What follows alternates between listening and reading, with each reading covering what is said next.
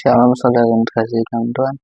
Sebelum kita memulai renungan pada hari ini, marilah kita berdoa. Allah Bapa yang bertahta di kerajaan surga, Allah yang Maha Kuasa, yang kami kenal di dalam nama Tuhan Yesus. Terima kasih Bapa atas segala anugerah, atas segala berkat yang Kau berikan. Dari malam kami boleh istirahat dengan nyenyak. Engkau melindungi istirahat kami Tuhan, dan kembali pada pagi hari ini kami boleh bangun Tuhan dalam keadaan yang sehat dan penuh semangat, semua karena kemurahan tangan Tuhan.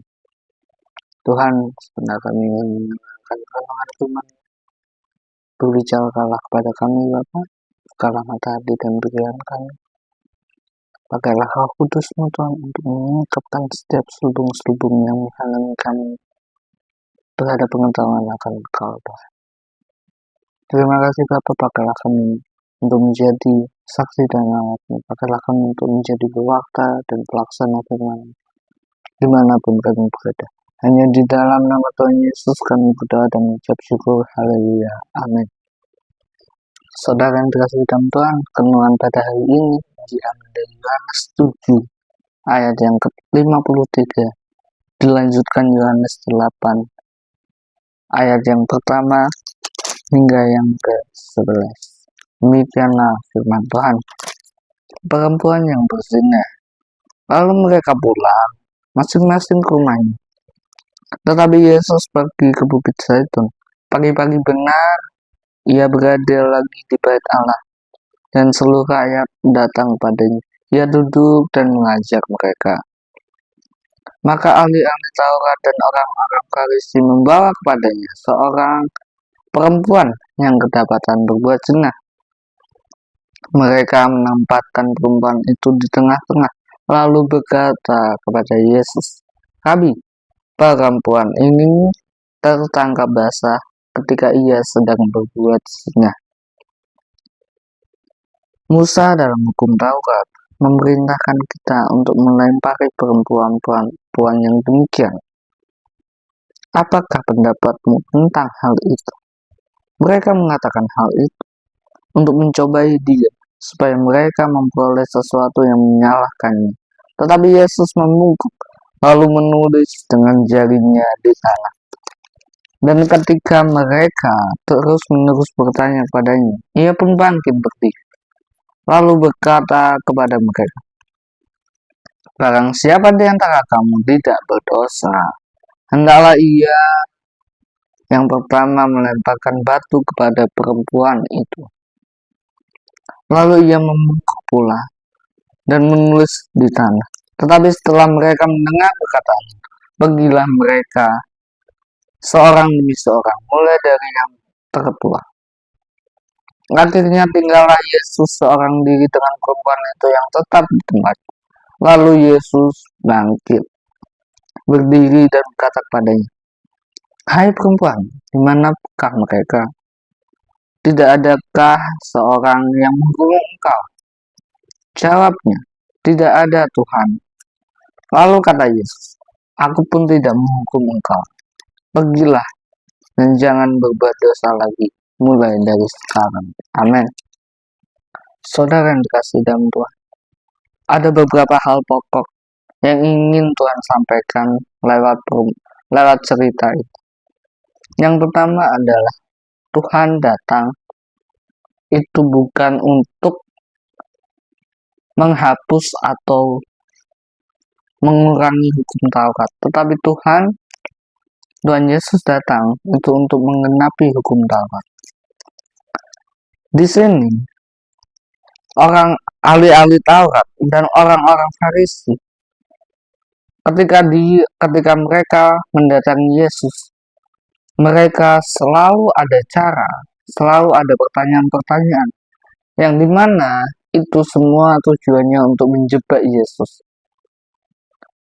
Mereka ingin istilahnya mengecohkan Yesus. Apakah Yesus salah atau apakah Yesus benar? Dan mereka berbuat seperti itu karena mereka ingin mencari kesalahan Yesus untuk dijadikan bukti bahwa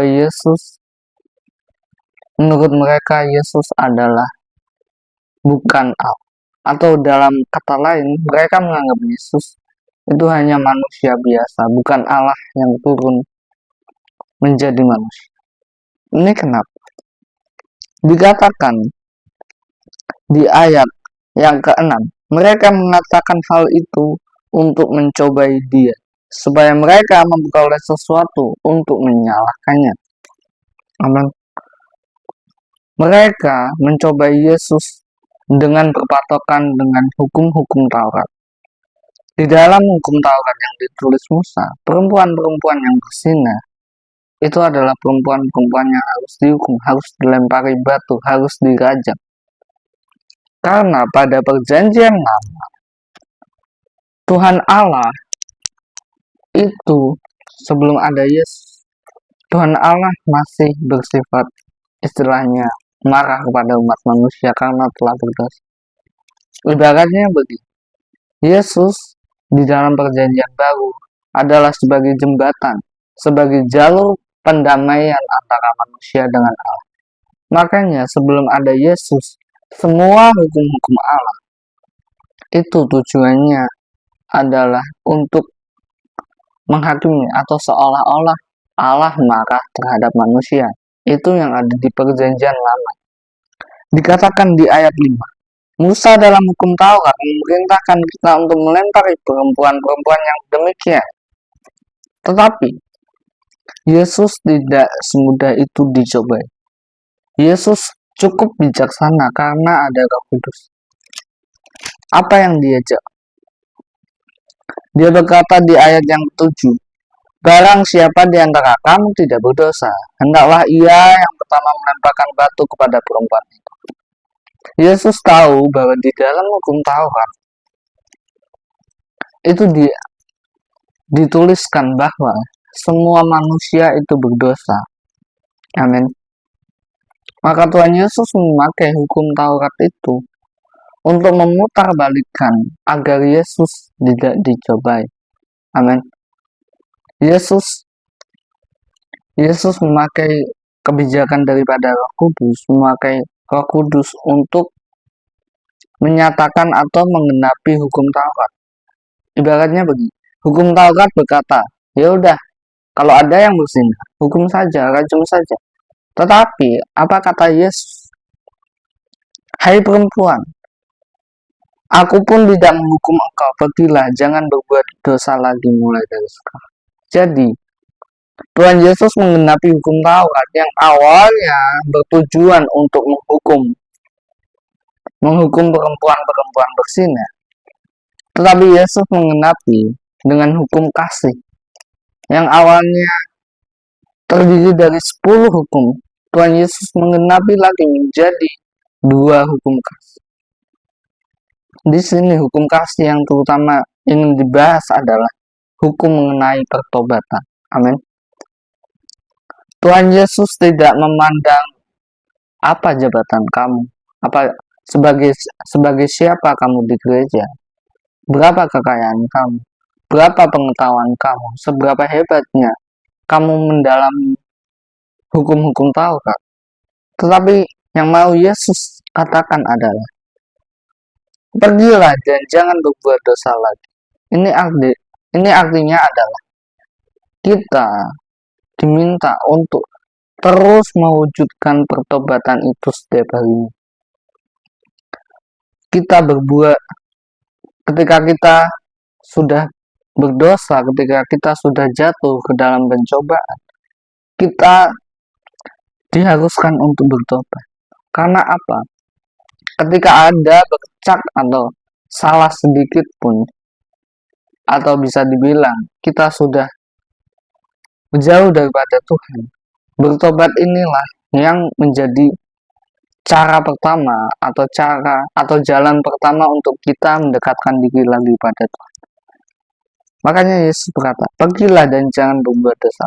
Ini artinya apa? Setelah kita bertobat, setelah kita mengikuti Yesus, kita juga dianjurkan atau diharuskan untuk mewartakan kerajaan Tuhan, mewartakan Injil Tuhan.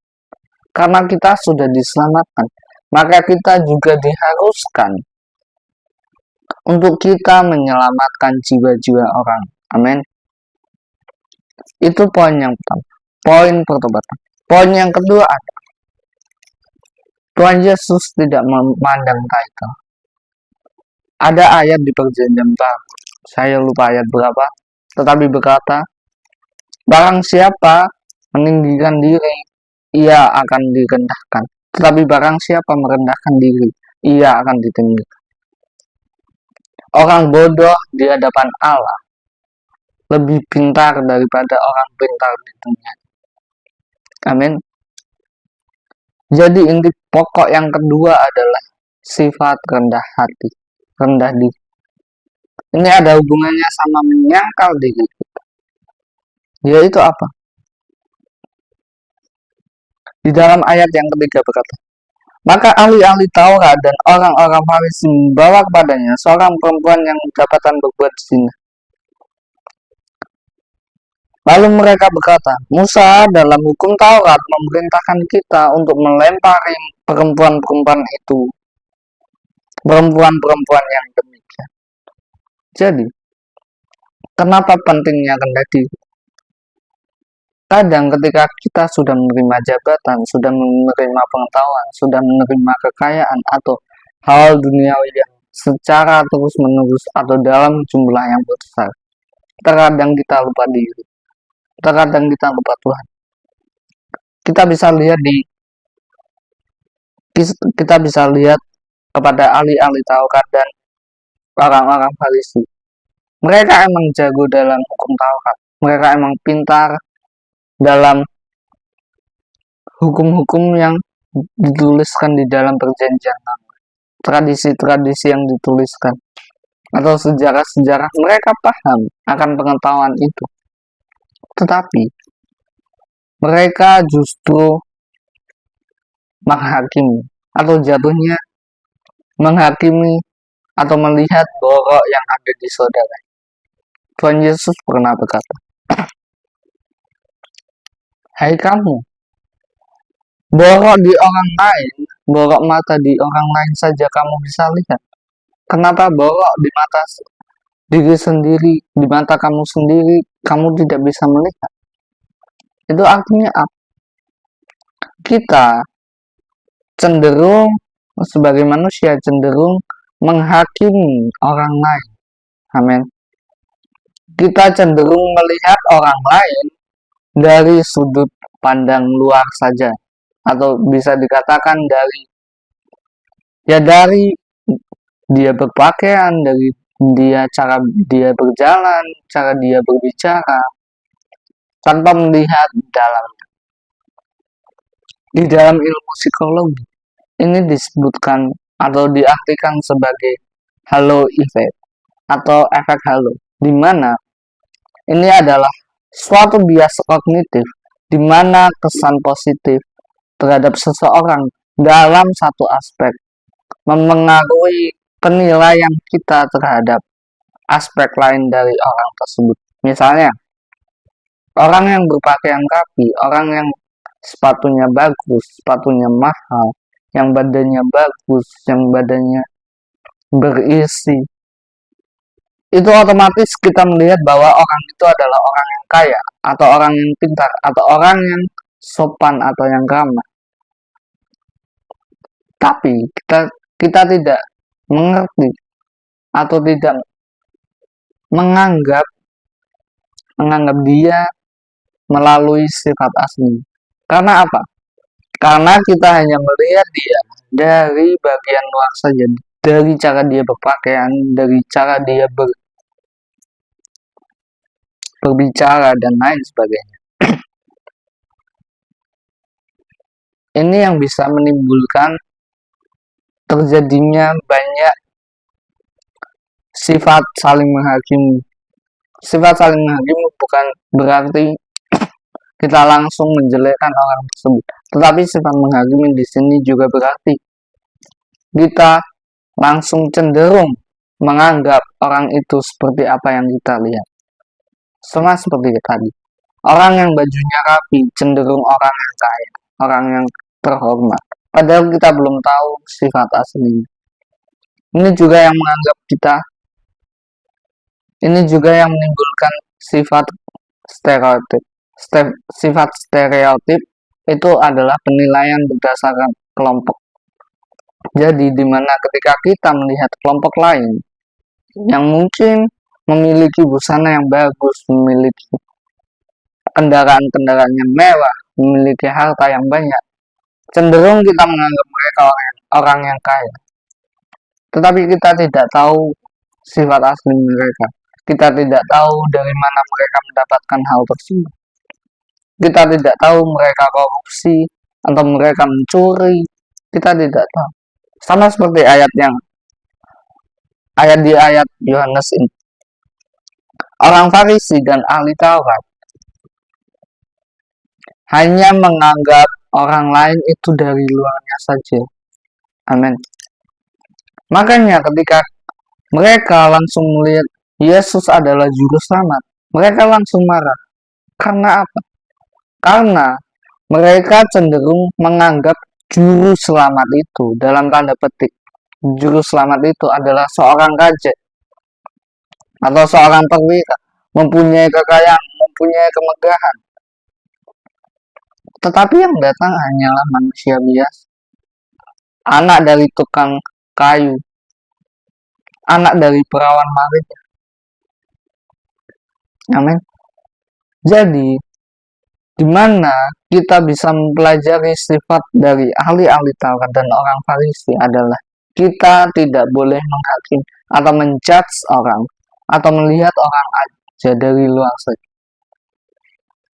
Ada pepatah yang berkata bahwa don't judge a book by its cover. Amin. Jadi, jangan melihat buku atau kepribadian atau seseorang tersebut itu dari luarnya saja. Tetapi kita juga harus mendalami atau mengenali sifat aslinya. Yang bisa kita ambil sebagai pelajaran adalah yang pertama, kita tidak boleh langsung menghakimi. Amin.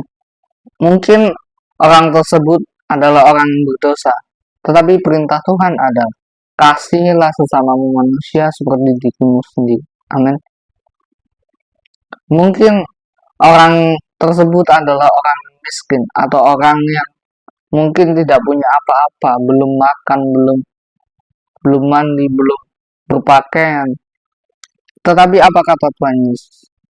Berikanlah pakaianmu pada orang yang butuh. Berikanlah makananmu pada mereka. Itu yang pertama, jangan menghakimi. Yang kedua adalah kita harus bertobat dan saling mengampuni. Itu artinya kita sama-sama manusia yang berdosa sebelum kita mengenal Yesus. Kalau Yesus tidak ada, kita hanyalah manusia berdosa. Kita tidak ada apa-apanya di hadapan Tuhan. Tetapi Tuhan rela datang pada manusia, kepada dunia ini untuk menyelamatkan dosa manusia. Oleh karena itu kita perlu bertobat. Kita perlu merendahkan diri. Sebab kita hanya butiran debu di hadapan Tuhan dan akan kembali menjadi debu di dalam tanah. Itu kenapa kita harus merendahkan diri, harus menyangkal diri, harus bertobat. Karena kita harus melepas kedagingan itu agar kita bisa dekat kepada Tuhan. Itu yang kedua. Yang ketiga adalah pergilah membawa damai sejahtera. Dikatakan, pergilah dan jangan berbuat dosa lagi mulai dari sekarang. Amin. Ketika kita sudah bertobat, ketika kita sudah menerima Yesus Kristus, kita juga diharuskan untuk mewartakan apa yang kita rasakan, apa yang kita alami setelah Yesus. Kita harus membawa damai sejahtera itu kepada orang lain. Mungkin orang lain belum sepenuhnya menerima ajaran tersebut, menerima damai sejahtera tersebut. Tetapi apa yang kita tabur itu yang kita tuai. Mungkin waktunya belum waktunya untuk kita menuai. Tetapi ketika kita tekun menuai kerajaan Allah, kita tekun untuk menabur benih-benih kerajaan Tuhan, maka akan datang waktunya musim panen yang melimpah. Amin. Tuhan Yesus memberkati. Marilah kita berdoa. Allah Bapa yang Maha Kuasa, terima kasih Bapa atas renungan pada hari ini Tuhan, kembali mengingatkan kami Tuhan, agar kami terus merendahkan diri Tuhan, agar ketika kami merendahkan diri, ketika kami bertobat, ketika kami merendahkan hati di hadapan Engkau, biarlah Engkau yang mengangkat kami Tuhan, biarlah Engkau yang memenangkan kami Bapa, Engkau yang melepas setiap belenggu-belenggu yang mengikat kami, agar dari kerendahan hati kami ini Tuhan, kami tidak semata-mata melihat orang lain dari luar saja Tuhan, tetapi biarlah kami juga saling mengasihi, sama seperti Engkau yang terlebih dahulu mengasihi kami. Terima kasih Bapa. Pakailah kami untuk menjadi pelaksana pewarta firman-Mu Tuhan. Pakailah kami untuk menabur benih-benih kerajaan Tuhan. Biar semua orang yang mendengar nama Yesus akan bertekuk lutut dan berteluk. Terima kasih Bapa. Pakailah kami menjadi saksi dan alatmu dimanapun kami berada. Hanya di dalam nama Tuhan Yesus kami berdoa dan mengucap syukur.